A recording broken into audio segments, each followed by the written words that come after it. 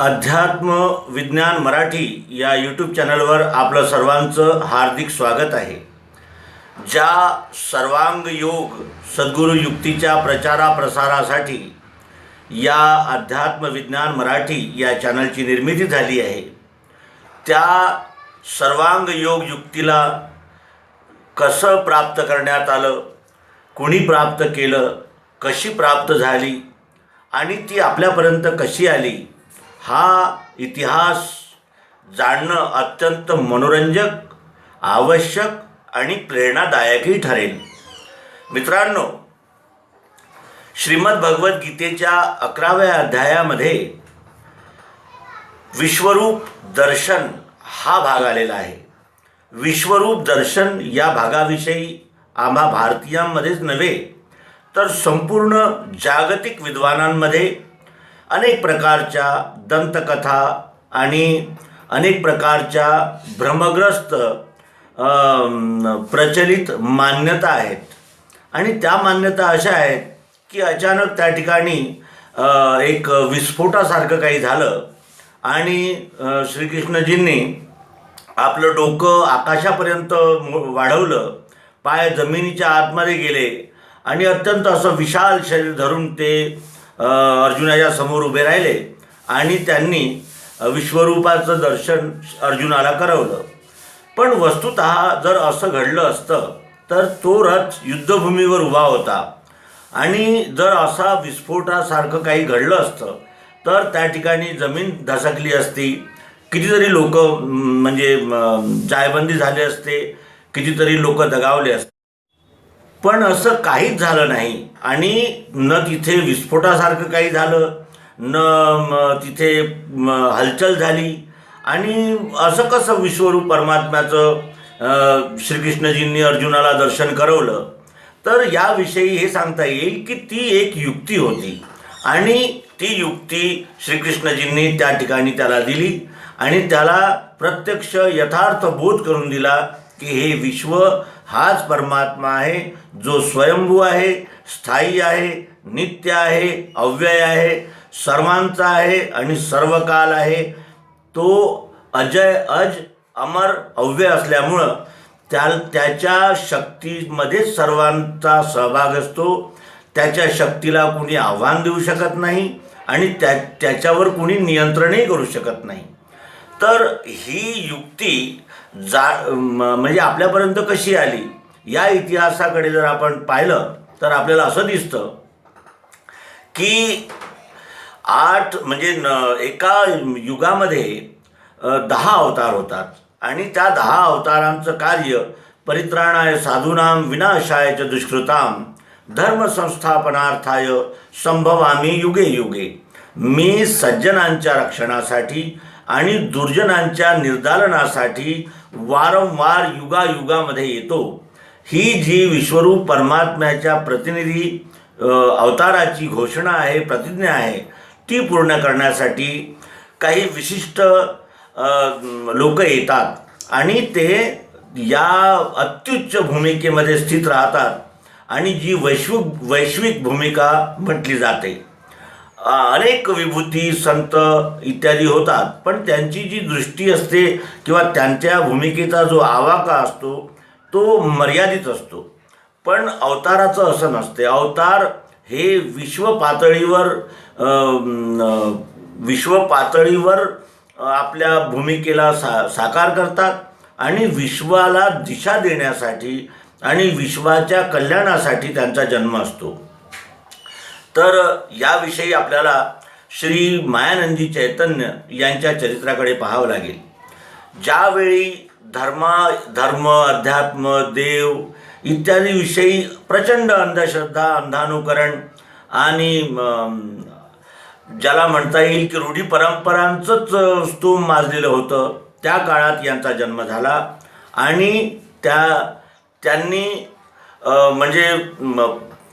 ज्याला म्हणता येईल की प्रकृतीतः म्हणजे त्यांना जन्मतःच या अध्यात्म, धर्म यांना जाणण्याची जाण होती आणि ते लहानपणापासूनच या शोधामध्ये होते की हे विश्वरूप परमात्म्याचं जे दर्शन श्रीमद भगवद्गीतेमध्ये भगवान श्रीकृष्णाजींनी करून दिलं आहे अर्जुनाला, ते काय आहे आणि त्याची पूर्तता कशी झाली याविषयी आपण जाणणार आहोत. आणि ऐकूया श्री सद्गुरू भगवान श्री मायानंदजी चैतन्य यांचं चरित्र. नवम बुद्ध अवतार भगवान श्री मायानंदजी चैतन्य यांचा जन्म ग्वालियर राज्यांतर्गत उमरी गावामध्ये विक्रम संवत 1923 म्हणजे दिनांक 5 नोव्हेंबर 1868ला अगहनवदी पंचमी या दिवशी झाला. त्यावेळी कलियुगाचे 5010 वर्ष या कालमानामध्ये होते आणि ते संस्कार संपन्न देसाई कुळामध्ये जन्माला आले. त्यांच्या वडिलाचं नाव लक्ष्मणराव देसाई ग्वालियर राज्यामध्ये एक कर्तव्यदक्ष तहसीलदार होते. आईचं नाव आनंदीबाई होतं आणि श्री मायानंद चैतन्य यांच्या पूर्वाश्रमीचं नाव रामचंद्र असं होतं. प्रेमाने त्यांना लोक भाऊ म्हणत असत. त्यांचा गौरवर्ण, कांतिमान शरीर सुडोल आणि वज्रासमान सुदृढ होतं. नेत्र तेजस्वी होते. सदैव प्रसन्न वदन असलेले रामचंद्र सर्वांच्या आकर्षणाचं केंद्र होते. आपल्या 4 भावांमध्ये ते सर्वात मोठे होते. वडील लक्ष्मणरावजी आपली तेजस्विता आणि प्रामाणिकता यांच्यामुळे जास्त वेळ सरकारी नोकरीत राहू शकले नाहीत आणि त्यावेळी म्हणजे कुटुंबाची आर्थिक क्षमता भाऊंना म्हणजे मायानंदजींना उच्च शिक्षा विभूषित करण्याची नव्हती आणि श्री मायानंदांची शालेय शिक्षा ग्वालियरमध्ये झाली आणि श्री मायानंदजी हे प्रतिभासंपन्न, प्रज्ञासंपन्न आणि प्रसन्न व्यक्तित्व असल्यामुळे शिक्षकांना फार प्रिय होते.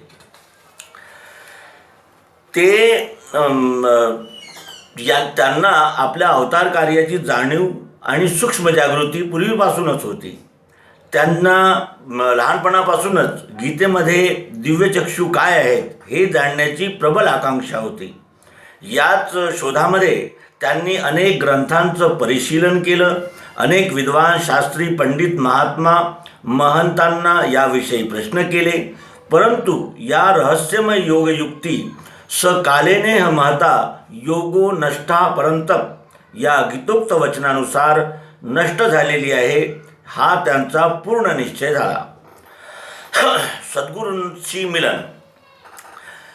सन 1885 रामचंद्र हे वडिलांसोबत वाराणसी इथे गेले आणि तिथे गंगा नदीच्या किनारी दशाश्वमेध घाटावर एक अत्यंत वयोवृद्ध, ज्ञानवृद्ध महान संत श्री स्वामी विशुद्धानंद सरस्वती यांच्यासोबत अत्यंत थोडा वेळ त्यांचा सत्संग झाला.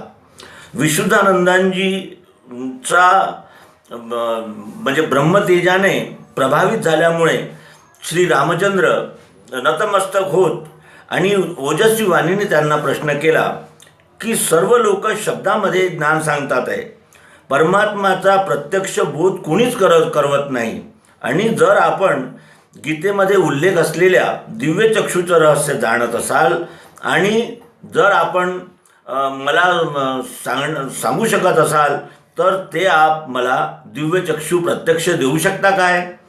16 वर्षाच्या युवकाचा हा प्रश्न ऐकून विशुद्धानंदजी यांना फार आनंद झाला आणि त्यांना कृतार्थता वाटली की आज कुणीतरी जे मी प्राप्त केलेलं आहे त्याला प्राप्त करण्याची लालसा घेऊन कुणीतरी माझ्याकडे आलेलं आहे. हे पाहून त्यांना अत्यंत आनंद झाला आणि त्यांनी अशाच एखाद्या म्हणजे अधिकारी विभूतीच्या म्हणजे प्रतीक्षेमध्ये आतापर्यंत आपला जीवनयज्ञ प्रज्वलित ठेवलेला होता आणि त्यामुळे समोर पडलेल्या एका दगडाला उचलून आणि त्या दगडाला अधिष्ठान ठेवून स्वामी विशुद्धानंदजी यांनी 2-3 मिनिटाच्या अवधीमध्येच दिव्यचक्षूचं रहस्य उद्घाटन केलं आणि त्या रामचंद्राची जी मनोवांछित इच्छा होती की दिव्यचक्षू आणि दिव्यदृष्टीचा अनुभव काय आहे तो त्यांना प्रदान केला आणि त्यांच्या अवतारित्वाकडे संकेत केला. दिव्यचक्षूच्या या रहस्याला त्रिपुटीद्वारे म्हणजे थोडक्यामध्ये त्यांनी प्रगट केला भेद आणि सांगितलं की या म्हणजे बीजाचा वृक्ष कर आणि आपल्या विश्वामध्ये आपलं पुरुषोत्तम पद सिद्ध कर. या अनुभूतीने भगवान श्री मायानंदांचं अंग अंग दिव्य आनंदाने पुलकित झालं आणि जणू काही म्हणजे हजारो सूर्याचं तेज त्यांच्या विशाल आणि आकर्षक नेत्रामध्ये दीप्तिमान झालं. आणि सद्गुरू अनुभवाने कृतार्थ होऊन स्वामी विशुद्धानंदजी यांना आपल्या हृदय सिंहासनावर प्रतिष्ठित करून ते वडिलांसह घरी परत आले. त्यानंतर ते ग्वालियरमध्ये त्यांचं जीवन व्यतीत झालं आणि पारिवारिक ज्या हे होत्या जबाबदाऱ्या त्या त्यांनी पार पाडल्या. काही वेळ सरकारी सेवाही केली आणि त्यानंतर स्वतंत्र प्रज्ञाच्या या रामचंद्रांचं मन सरकारी नोकरीमध्ये रममाण होणं शक्य नव्हतं आणि ते नोकरी सोडून ते ग्वालियरमध्ये सन 1892मध्ये आपला स्वतंत्र फोटो स्टुडिओ आणि देसाई आर्ट प्रिंटिंग प्रेसचं निर्माण केलं. ते स्वतः चांगले चित्रकार आणि कवीसुद्धा होते. कलात्मक पद्धतीने छायाचित्रण करण्यामुळे त्यांच्या व्यवसायामध्ये थोड्याच वेळात ते प्रसिद्ध झाले आणि लोकप्रिय झाले. त्याच्यानंतर सन 1888मध्ये त्यांचा विवाह जानकी देवी यांच्यासोबत झाला. त्यांना केशवराव श्रीधरराव नावाचे 2 पुत्ररत्न आणि द्वारका नावाचं कन्यारत्न प्राप्त झालं. वैदिक आर्यांच्या यथार्थ गृहस्थाश्रमाचा आदर्श त्यांनी जनतेच्या समोर ठेवला.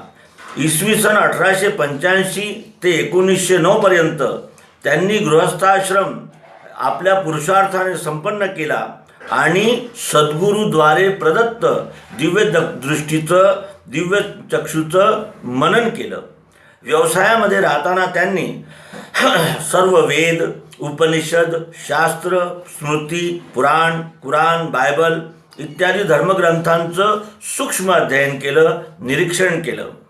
तुलसी कबीर ज्ञानेश्वर नामदेव एकनाथ तुकाराम रामदास इत्यादी संतांच्या वाङ्मयाचा गहन अभ्यास केला.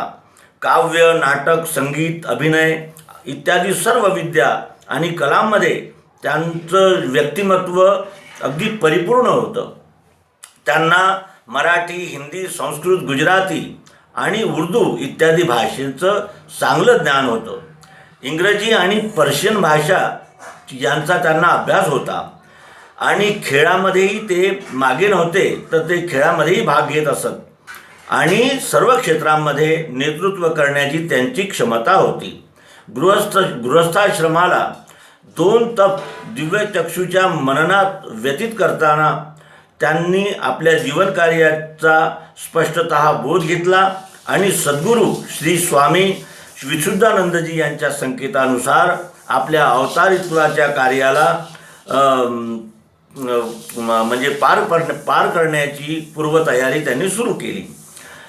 25 मार्च 1909च्या वैशाख पौर्णिमेला म्हणजे कुटुंबाची संपूर्ण व्यवस्था करून परिवार प्रमुखच्या जबाबदारीला आपले छोटे बंधू श्री नारायणरावजी देसाई यांच्यावर त्यांनी सोपवली आणि अवतार कार्यासाठी त्यांनी गृहत्याग केला.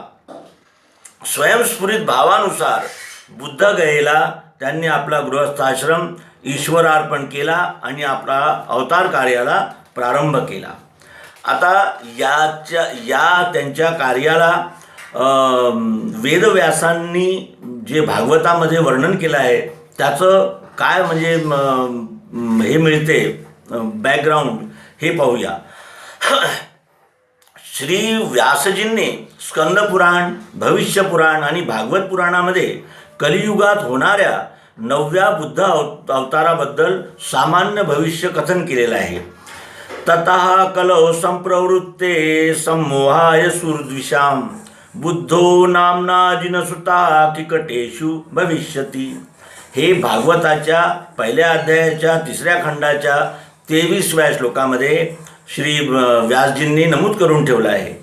कलियुग पूर्ण प्रवृत्त झाल्यानंतर देवद्वेषी लोकांच्या समूहार्थ बुद्ध नामक अवतार गरीब सामान्य कुळामध्ये जन्म घेईल आणि ईश्वरावतारी बुद्ध कार्यस्वरूप आपल्या कार्याला प्रारंभ करेल. त्याचप्रमाणे देवद्विषा निगमवर्त्मनी निष्ठितानां पूर्मिर्मयेन विहिताभिरदृश्यर्तुभिः लोकान्नतां मतिप्रलोभं वेषं विधाय बहु भाष्यत औप्यधर्मम. भागवताच्या दुसऱ्या अध्यायात 7व्या खंडामध्ये 37वा हा श्लोक आहे. याचा भावार्थ आहे, सामान्य लोकांचा बुद्धिभेद करणारे बाह्य वेशधारी शब्दपंडितांना, वेदानुयायी सज्जन पुरुषांना आणि देवद्वेषी वेदनिंदकांना भगवान बुद्ध औपधर्म म्हणजे दिव्यचक्षुचा मुक्त उपदेश करतील. व्यासांनी हे लिहिलेले आहे की भगवती रेवा म्हणजे नर्मदा नदी ही कलियुगामध्ये मुक्तिदायिनी होईल. गंगा कनखले पुण्यास कुरुक्षेत्रे सरस्वती ग्रामे वा यदि वा अरण्ये पुण्या सर्वत्र नर्मदा. हे स्कंद पुराणाच्या रेवाखंडामध्ये अध्याय 103 मध्ये आलेला हा श्लोक आहे. स्मरणात जन्मजं पापं दर्शनात त्रिजन्मजं स्नानात जन्मशास्त्रेषु हंती रेवा कलो युगे. हे भविष्य पुराणामध्ये आलेला श्लोक आहे हा. आणि याच्या म्हणजे जर प्रकाशात आपण पाहिलं तर रेवाखंड म्हणजे नर्मदाच्या किनारी बुद्धावताराचं प्रचंड दिव्यचक्षुचं प्रबोधन कार्य होऊन नर्मदा मुक्तिदायिनी होईल हे त्यांचं भविष्य तंतोतंत खरं ठरलं. आणि त्याचप्रमाणे महाभारतामध्ये वनपर्वामध्ये आणि भागवत स्कंद 12 तथा आणि विष्णू पुराण अंश 4 मध्ये सतयुग प्रारंभ होण्याचं सामान्य भविष्य कथन केलेलं आहे. ते म्हणजे यदा सूर्यश्च चंद्रश्च यदा तिष्ठो बृहस्पती एकराशौ समेष्यन्ति प्रपश्यन्ति तदाकृतो. यानुसार हा ग्रहयोग म्हणजे सन 1942च्या 2 ऑगस्टला 1000 वर्षांच्या नंतर येतो. आणि हेही नवम बुद्ध अवतार आणि सतयुग प्रवर्तनाच्या सामान्य भविष्य आणि गूढ निर्देश म्हणजे रहस्याकडे निर्देशित करत आहे. आता त्यांनी केलेल्या तपश्चर्येकडे आपण पाहूया.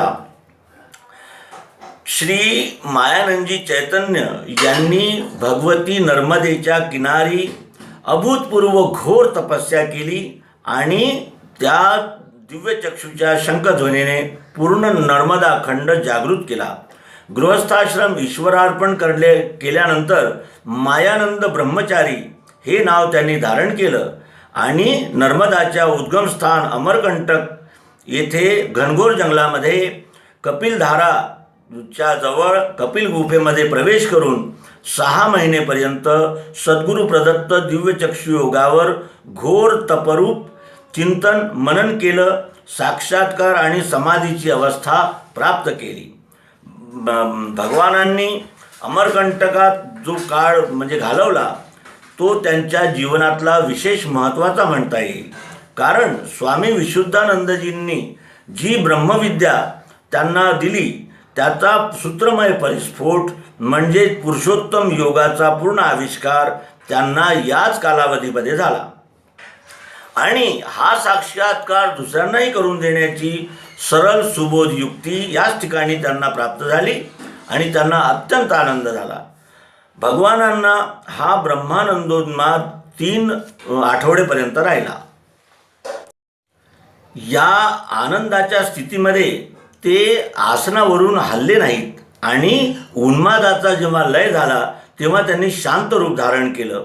या प्रकारे सद्गुरू जवळून जी विद्या त्यांनी प्राप्त केली होती त्याच्या अंतिम श्रेणीचा विकास म्हणजे तपसाधन पूर्ण केल्यानंतर त्यांनी कपिल गुहेतून आपलं आसन हलवलं.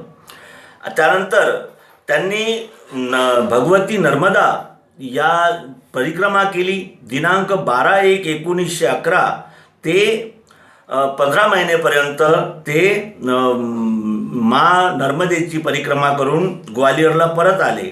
तिथे त्यांनी दिव्यदृष्टीचा प्रथम उपदेश केला आणि याच कालावधीमध्ये दिव्यदृष्टी या ग्रंथाची हिंदी प्रथमावृत्ती प्रकाशित केली. दुसरी परिक्रमा दिनांक 16/1/1912 प्रारंभ करून दिनांक 14/2/1913 रोजी समाप्त केली. या परिक्रमेमध्ये दिव्यचक्षु उपदेशाने संपूर्ण नर्मदा खंड जागृत केला आणि नर्मदा आपलं योगेश्वर्य प्राप्त करून यथार्थतेने मुक्तिदायिनी होईल हे भविष्यही सिद्ध साकार केलं.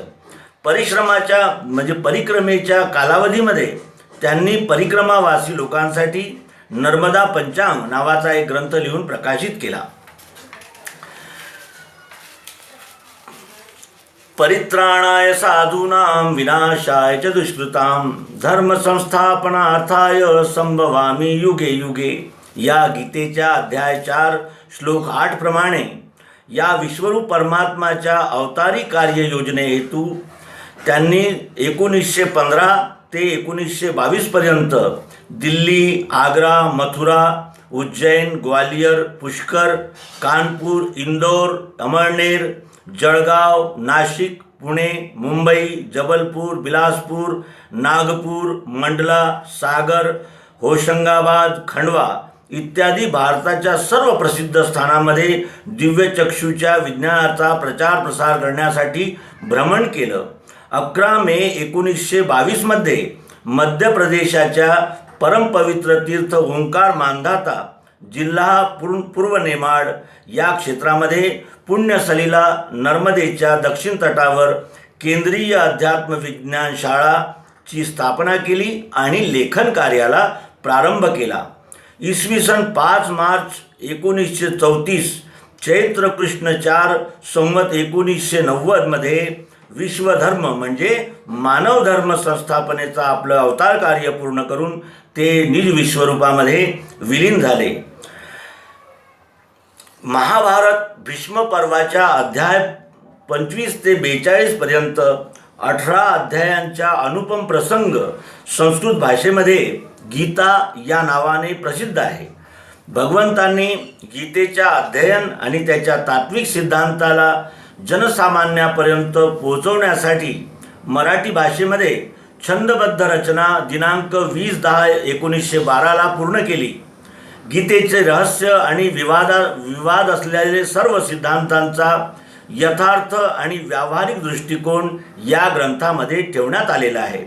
दिनांक 26/12/1922 रोजी हिंदी समश्लोकी या ग्रंथाचं रूपांतर त्यांनी हिंदीमध्ये केलं आणि या हिंदी भाषांतराला म्हणजे जनाजनामध्ये पोहोचवण्यामध्ये त्यांनी सुरुवात केली.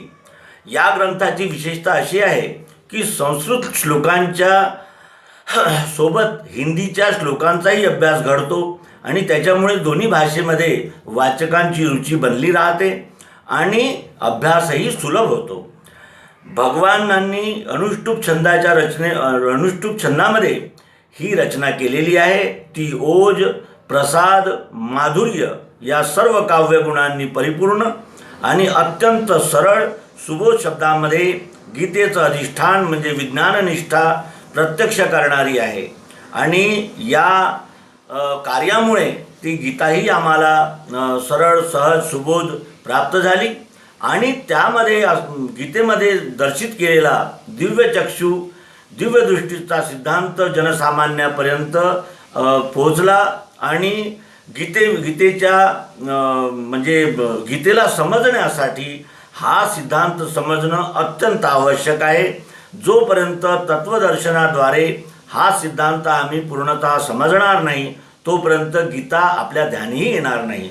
म्हणून सर्व वाचक, प्रेक्षक आणि आमच्या मित्रांना आग्रहाची प्रार्थना आहे की त्यांनी सर्वप्रथम सर्वांग योगाचं अध्ययन, परिशीलन, मनन करावं आणि त्याच्या प्रकाशामध्ये श्रीमद भगवद्गीतेच्या अभ्यासाला सुरुवात करावी. त्यामुळे श्रीमद भगवद्गीता ही कळते आणि आपल्याला सहज सुलभ ग्रहण करण्यास योग्य होते. मित्रांनो, आपण सर्वांग योग याविषयी एपिसोड्स यापूर्वी प्रस्तुत केलेले आहे. आपण सर्वांनी त्याचा अवश्य विचार मनन चिंतन करावं आणि यानंतर आपण श्रीमद भगवद्गीता आणि ज्ञानेश्वरी यांचा म्हणजे संयोगात्मक आणि ज्याला म्हणता येईल की परिपूर्णपणे आपण अभ्यास करणार आहोत. आणि या अभ्यासासाठी आपणा सर्वांना अध्यात्म विज्ञान मराठी हे यूट्यूब चॅनल आमंत्रित करीत आहेत आणि सर्वांना या ज्ञानयज्ञामध्ये सामील होण्याचं आवाहन करीत आहोत. धन्यवाद. नर्मदे हर. सद्गुरु भगवान की जय. विश्वरूप परमात्मा की जय. नर्मदे हर.